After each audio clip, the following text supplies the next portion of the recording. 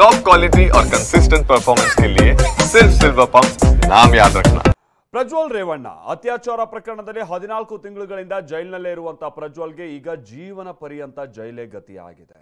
ಬೆಂಗಳೂರಿನ ಜನಪ್ರತಿನಿಧಿಗಳ ವಿಶೇಷ ನ್ಯಾಯಾಲಯದ ತೀರ್ಪಿಗೆ ಎಲ್ಲೆಡೆ ಸ್ವಾಗತ ಕೂಡ ವ್ಯಕ್ತವಾಗ್ತಾ ಇದೆ.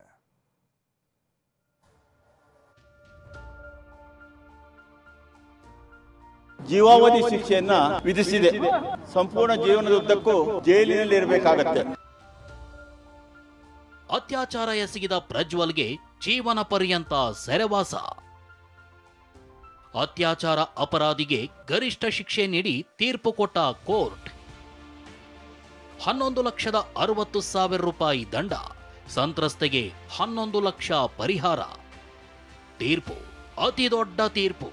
ಇತ್ತೀಚಿನ ವರ್ಷಗಳಲ್ಲಿ ರಾಜಕಾರಣಿಯೊಬ್ಬನಿಗೆ ಜನಪ್ರತಿನಿಧಿಗಳ ವಿಶೇಷ ನ್ಯಾಯಾಲಯ ಗರಿಷ್ಠ ಶಿಕ್ಷೆ ನೀಡಿ ಮಹತ್ವದ ತೀರ್ಪು ನೀಡಿದೆ.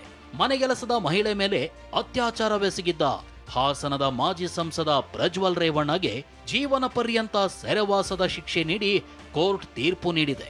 ಪ್ರಜ್ವಲ್ ರೇವಣ್ಣಗೆ 11,60,000 ರೂಪಾಯಿ ದಂಡ ವಿಧಿಸಿದೆ. ಈ ದಂಡದ ಮೊತ್ತದಲ್ಲಿ 11,25,000 ರೂಪಾಯಿಯನ್ನ ಸಂತ್ರಸ್ತೆಗೆ ನೀಡುವಂತೆ ಆದೇಶ ಹೊರಡಿಸಿದೆ.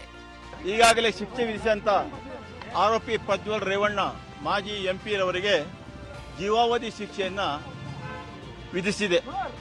ಜೀವಾವಧಿ ಶಿಕ್ಷೆ ಅಂದರೆ ಆ ಕಾನೂನಿನಲ್ಲಿರುವಂತೆ ಸಂಪೂರ್ಣ ಜೀವನದ ಉದ್ದಕ್ಕೂ ಜೈಲಿನಲ್ಲಿ ಇರಬೇಕಾಗತ್ತೆ. ಐಪಿಸಿ ಸೆಕ್ಷನ್ 376(2) ಅಡಿಯಲ್ಲಿ ಪ್ರಜ್ವಲ್ಗೆ ಜೀವಾವಧಿ ಶಿಕ್ಷೆ ವಿಧಿಸಿ 5 ಲಕ್ಷ ದಂಡ ವಿಧಿಸಲಾಗಿದೆ. ಹಾಗೆ ಮತ್ತೊಂದು ಐಪಿಸಿ ಸೆಕ್ಷನ್ 376(2) ಅಡಿ ಪದೇ ಪದೇ ಅತ್ಯಾಚಾರ ಎಸಗಿದ ಆರೋಪದಡಿ ಜೀವನ ಪರ್ಯಂತ ಜೈಲುವಾಸ ಶಿಕ್ಷೆ ವಿಧಿಸಿ 5 ಲಕ್ಷ ದಂಡ ಹಾಕಲಾಗಿದೆ. ಅಲ್ಲದೆ ಐಪಿಸಿ ಸೆಕ್ಷನ್ 354(b) ಅಡಿಯಲ್ಲಿ 7 ವರ್ಷ ಸೆರೆವಾಸ ಮತ್ತು 50,000 ದಂಡ ಹಾಕಿದೆ. ಇನ್ನು IPC section 354(a), IPC 354(c), IPC 201, IT ಕಾಯ್ದೆ ಸೆಕ್ಷನ್ 66(e) ಅಡಿ 3 ವರ್ಷ ಸೆರೆವಾಸ ಮತ್ತು 25,000 ದಂಡ ಹಾಕಲಾಗಿದೆ. ಐಪಿಸಿ 506 ಅಡಿ 2 ವರ್ಷ ಸೆರೆವಾಸ ಮತ್ತು 10,000 ದಂಡ ವಿಧಿಸಿದೆ. ಒಟ್ಟಾರೆಯಾಗಿ 11,50,000 ದಂಡ ವಿಧಿಸಿದೆ. ಅದರಲ್ಲಿ ನಮ್ಮ ಸರ್ಕಾರದ ಪರ ನಾನು ಮತ್ತು ನಮ್ಮ ಸ್ನೇಹಿತರಾದಂಥ ಜಗದೀಶ್ ರವರು ವಾದ ಮಂಡಿಸಿದಂತೆ ಬಹುಮುಖ್ಯ ಪಾಲು ಅಂದರೆ 11,25,000 ಸಂತ್ರಸ್ತೆಗೆ ಕೊಡಬೇಕು ಅಂತ ನ್ಯಾಯಾಲಯ ಘೋಷಿಸಿದೆ. ಒಟ್ಟು ದಂಡದ ಮೊತ್ತದಲ್ಲಿ ಸಂತ್ರಸ್ತ ಮಹಿಳೆಗೆ 11,25,000 ರೂಪಾಯಿ ಪರಿಹಾರ ನೀಡಬೇಕು ಅಂತ ಕೋರ್ಟ್ ಆದೇಶ ನೀಡಿದೆ. ಹಾಗಾದ್ರೆ ಜೀವಾವಧಿ ಮತ್ತು ಜೀವನ ಪರ್ಯಂತ ಶಿಕ್ಷೆಗಿರೋ ವ್ಯತ್ಯಾಸವೇನು? ಪ್ರಜ್ವಲ್ 14 ವರ್ಷ ಮಾತ್ರ ಜೈಲಿನಲ್ಲಿರ್ಬೇಕಾ, ಸಾಯೋವರೆಗೂ ಜೈಲಿನಲ್ಲಿರ್ಬೇಕಾ ಅನ್ನೋದಕ್ಕೂ ಆದೇಶದಲ್ಲಿ ಸ್ಪಷ್ಟತೆ ನೀಡಲಾಗಿದೆ. ಅದೇನು ಅನ್ನೋದನ್ನ ತೋರಿಸ್ತೀವಿ ನೋಡಿ. ಪ್ರಜ್ವಲ್ ರೇವಣ್ಣ ಜೀವನ ಪರ್ಯಂತ ಸೆರೆವಾಸದ ಶಿಕ್ಷೆ ಅನುಭವಿಸಬೇಕಾಗಿದೆ. ಜೀವಾವಧಿಗಿಂತ ಜೀವನ ಪರ್ಯಂತ ಶಿಕ್ಷೆ ದೊಡ್ಡದು. ಐಪಿಸಿ ಸೆಕ್ಷನ್ 376(2) ಅಡಿ ಓರ್ವ ಮಹಿಳೆ ಮೇಲಿನ ಪದೇ ಪದೇ ಅತ್ಯಾಚಾರ ಗಂಭೀರ ಅಪರಾಧ ಅಂತ ಪರಿಗಣಿಸಲಾಗಿದ್ದು ಕೋರ್ಟ್ ಜೀವನ ಪರ್ಯಂತ ಸೆರೆವಾಸದ ಶಿಕ್ಷೆ ವಿಧಿಸಿದೆ.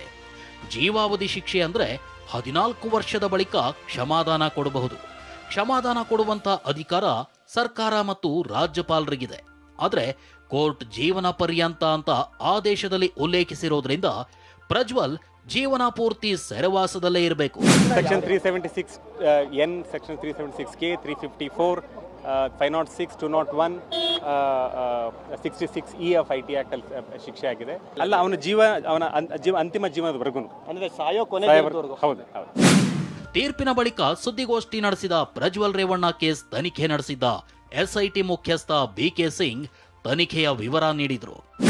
ಅಕ್ಯೂಸ್ಡ್ ಏನಿದ್ದಾರೆ ಅವರು ತಮ್ಮ ನ್ಯಾಚುರಲ್ ಲೈಫ್ ಮುಗಿಯುವವರೆಗೆ ಟಿಲ್ ದ ಲಾಸ್ಟ್ ಬ್ರೆತ್ ಈ will be in the jail. ಅವ್ರು ಹೊರಗಡೆ ಬರಂಗಿಲ್ಲ.